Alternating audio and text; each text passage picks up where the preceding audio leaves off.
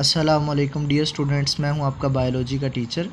तो dear students, आज का जो हमारा टॉपिक है वो है माइटोकॉन्ड्रिया। ठीक है, तो माइटोकॉन्ड्रिया इसकी बात करें तो माइटोकॉन्ड्रिया एक डबल मेम्ब्रेन बाउंडेड ऑर्गेनेलिज है। ठीक है, और ये एक ऐसी ऑर्गेनेलिज है जिसे हम पावर हाउस ऑफ सेल कहते हैं। ठीक है, तो माइटोकॉन्ड्रिया की बात करें कि they are the double membrane bounded organelles है।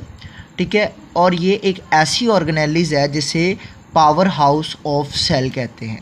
अब पावर हाउस ऑफ सेल से क्या मुराद है कि इसे क्यों कहा जाता है, और अक्सर ये बारह दफ़ा क्वेश्चन पूछा जाता है कि why mitochondria are called power house of cells.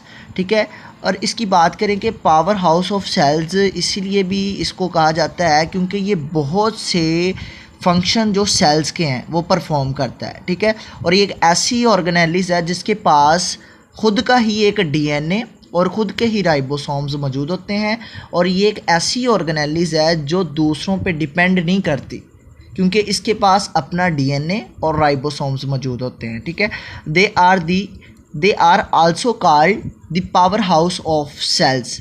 ठीक है, और क्वेश्चन पूछा जाता है why mitochondrial are called power house of cells. इसका आंसर ये बनेगा the mitochondrial performs many function of the cells, that is why these are called power house of cells। ठीक है, तो अगर इसके स्ट्रक्चर की बात करें कि माइटोकॉन्ड्रियल का स्ट्रक्चर कैसा है, तो अगर हम इसके स्ट्रक्चर की बात करें तो हमने कहा था कि ये डबल मेम्ब्रेन बाउंडेड ऑर्गेनेलिज है बेटा।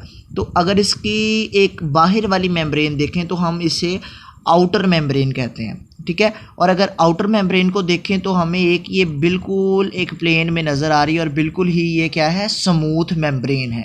ठीक है, और इसी तरह हम इसके इनर जानिब देखें तो इसके अंदर भी एक मेम्ब्रेन मौजूद है जिसे हम कहते हैं इनर मेम्ब्रेन कहते हैं। और इनर मेम्ब्रेन के इस अंदर ठीक है, यहाँ पे कुछ जो है होमोजीनियस फ्लूइड मौजूद होता है जिसे हम कहते हैं मैट्रिक्स कहते हैं। और इसके इनर मेम्ब्रेन के अंदर की जानिब कुछ नॉब लाइक स्ट्रक्चर मौजूद होते हैं जिसे हम कहते हैं F1 पार्टिकल्स कहते हैं। ठीक है, ये knob like structure F1 particles कहलाते हैं। ठीक है, और अगर हम इसके स्ट्रक्चर की बात करें तो इसका ये जो स्ट्रक्चर होता है ये रोड शेप्ड होता है। ठीक है, और बहुत ही इंपॉर्टेंट एमसीक्यूज बोर्ड में पूछा जाता है कि इसका डायामीटर कितना है, तो इसका 0.5 माइक्रोमीटर इसका डायामीटर है। लेंथ की बात करें मेरा बेटा तो लेंथ इसकी 7 माइक्रोमीटर है। ठीक है, दे हैव टू मेम्ब्रेन, इसकी जो दो मेम्ब्रेन मौजूद होती है, एक होती है इसकी आउटर मेम्ब्रेन और एक मौजूद होती है इसकी इनर मेम्ब्रेन।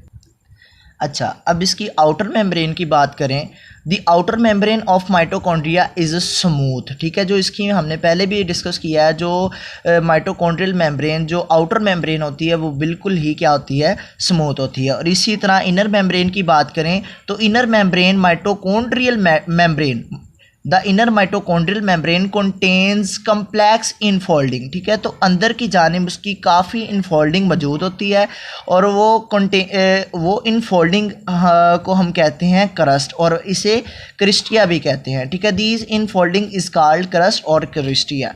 ठीक है, पीछे भी हमने कुछ डिस्कस किया था, जैसा कि हमने इस स्ट्रक्चर में पढ़ा था कि ये वाला जो इसका इनर मेम्ब्रेन होती है ये अंदर की जानिब इनफोल्डेड होती है और इसको हम इनर मेम्ब्रेन भी कहते हैं। और इसका जो ये वाला पार्ट एक वाला, ठीक है, ये एक छोटा सा पार्ट, इसको हम क्या कहते हैं, क्रिस्टिया भी कहते हैं। ठीक है, क्रिस्टिया भी कहते हैं। ठीक है,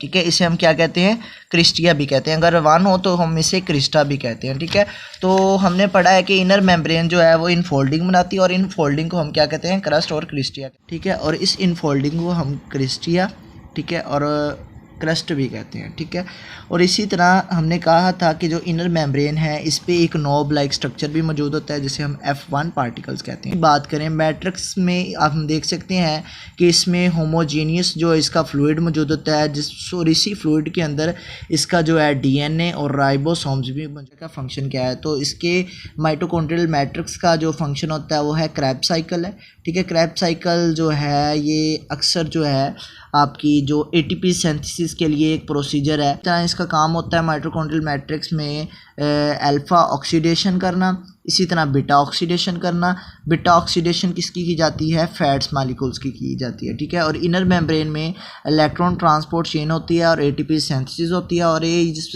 जिसके ज़रिए होती है उसे कहते हैं फॉस्फोराइलेशन कहते हैं, ठीक है। डियर स्टूडेंट्स, ये आपका एक इम्पॉर्टेंट लॉन्ग क्वेश्चन है और आपको ये पूछा जा सकता है कि right a note on mitochondria, ठीक है। और बहुत ही इंपॉर्टेंट जो है आपका लॉन्ग क्वेश्चन है और बोर्ड में भी पूछा जा सकता है। ओके जी, अल्लाह हाफिज़। अगर किसी स्टूडेंट्स का कोई क्वेश्चन हो तो वो कमेंट्स करके पूछ सकता है। ओके जी, टेक केयर एंड अल्लाह हाफिज़।